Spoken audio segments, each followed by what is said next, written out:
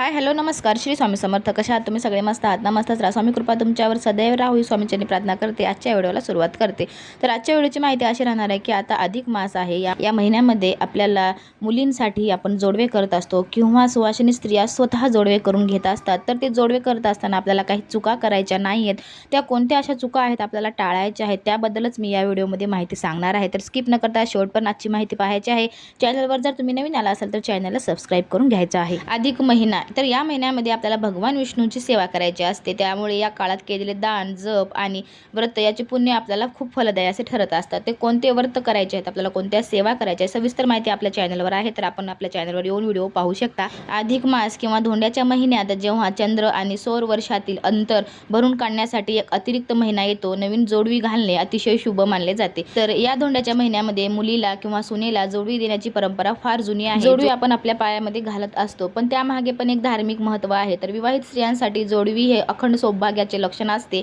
या पवित्र महिन्यात नवीन जोडवी धारण केल्याने पतीला उत्तम आरोग्य व दीर्घ आयुष्य लाभते आणि संसारात सुख समृद्धी नांदते. हिंदू परंपरेनुसार चांदी अत्यंत शुभ मानली जाते आणि ती शरीरातील ऊर्जा नियंत्रित ठेवण्यास पण मदत करत असते. सहसा या महिन्यात सासरकडून किंवा माहेरांकडून नवीन जोडवी भेट दिली जाते, पण काही स्त्रिया स्वतः पण खरेदी करतात. तर आपल्याला कोणत्या अशा चुका टाळायच्या आहेत ते पाहणार आहोत. तर आपल्याला टाळायची आहे पहिली चूक म्हणजे आपल्याला चुकीच्या धातूची जोडवी आपल्याला घ्यायची नाही. जोडवी नेहमी आपल्याला चांदीचीच घ्यायची आहे. सोन्याची जोडवी आपल्या पायात घालणे अशुभ मानलं जातं, कारण की लक्ष्मी माताचं रूप आहे सोनं, म्हणून सोनं हे आपल्याला पायात घालता येत नाही. त्यामुळे सोन्याची जोडवी खरेदी करायची नाहीये, आपल्याला चांदीचीच जोडवी खरेदी करायची आहे. जोडवी आपल्याला कधीही एका पायाची घ्यायची नाही, घेत असताना आपल्याला दोन्ही पायाची जोडवी घ्यायची आहेत.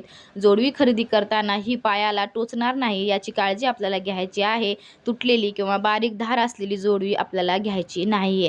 दान करत असताना जोडवी आपल्याला नेहमी स्वच्छ, पुसलेली आणि नवीन असलीच पाहिजे.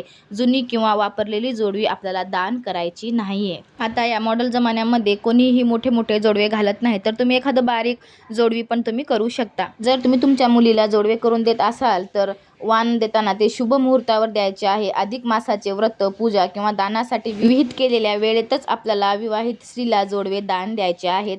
आपली ऐपत नसताना खूप महागड्या किंवा जड चांदीच्या जोडव्या कर्ज काढून घेऊ नका. श्रद्धेने आणि आपल्या क्षमतेनुसार आपल्याला भेट द्यायची आहे. जेव्हा तुम्ही नवीन जोडवी खरेदी करता किंवा तुमच्या मुलीला तुम्ही जोडवी देता तेव्हा आपल्याला ते जोडवे स्वच्छ पाण्याने व दुधाने आपल्याला धुवून घ्यायचे आहेत आणि देवापुढे आपल्याला किंवा तुळशीजवळ पूजा करून मगच ते पायामध्ये आपल्याला घालायचे आहेत. मगच ते तुम्ही घालू शकता. बऱ्याच ठिकाणी स्त्रिया यावेळी एकमेकींना वाण देतात आणि आईची ओटी भरून हा सण साजरा करायचा असतो. तुमच्याकडे जशी पद्धत आहे त्या पद्धतीने तुम्ही तुमच्या लेकीला जोडवे करून देऊ शकता, तुमच्या सुनेला तुम्ही जोडवे करून देऊ शकता. पण आमच्याकडे पण एक अशी धार्मिक श्रद्धा आहे की जोडवी ही अधिक महिन्यात केल्याने दुसऱ्या वेळेस आपल्याला जोडवी करता येत नाहीत. म्हणजेच की 3 वर्षाला एकदा हा अधिक महिना येतो. तर अधिक महिन्यामध्ये जर आपण जोडवी केली तर पुन्हा जर ती जोडवी खराब झाली तर आपल्याला मध्यंतरी ती जोडवी करता येत नाहीत. म्हणून जर तुमच्याकडे जर अशी परंपरा असेल तर तुम्ही जोडवी करू नका, आणि जर नसेल तर तुम्ही एकमेकांना जोडवे दान देऊ शकता आणि नवीन जोडवे खरेदी करू शकता. कारण की आमच्याकडे ती परंपरा आहे की धोंड्याच्या महिन्यामध्ये जर जोडवी केली तर ती पुन्हा 3 वर्षांनी धोंड्याच्याच महिन्यामध्ये बदलता येतात आणि तिला नवीन जोडवी आपल्याला घालता येतात आणि मध्यंतरी आपल्याला जोडवी खरेदी करता येत नाही. उदाहरणार्थ सांगायचं गेलं तर आपली जोडवी जर हरपली किंवा तुटली, फुटली तर ती नवीन जोडवी आपल्याला करायला इकडे भेटत नाही. म्हणून जर ही परंपरा जर तुमच्याकडे असेल तर तुम्ही जोडवी करू नका, आणि जर नसेल तुमच्याकडे परंपरा तर तुम्ही बिनधास्त तुम्ही जोडवी नवीन करून खरेदी तुमच्या पायामध्ये तुम्ही घालू शकता. तर आजची माहिती तुम्हाला कशी वाटली नक्कीच सांगा. पुन्हा भेटूया अशाच एका माहितीपूर्ण व्हिडिओसोबत. तोपर्यंत तुम्हा सगळ्यांना श्री स्वामी समर्थ. शेवटपर्यंत माहिती पाहिल्याबद्दल मनापासून धन्यवाद करते. बाय बाय सगळ्यांना.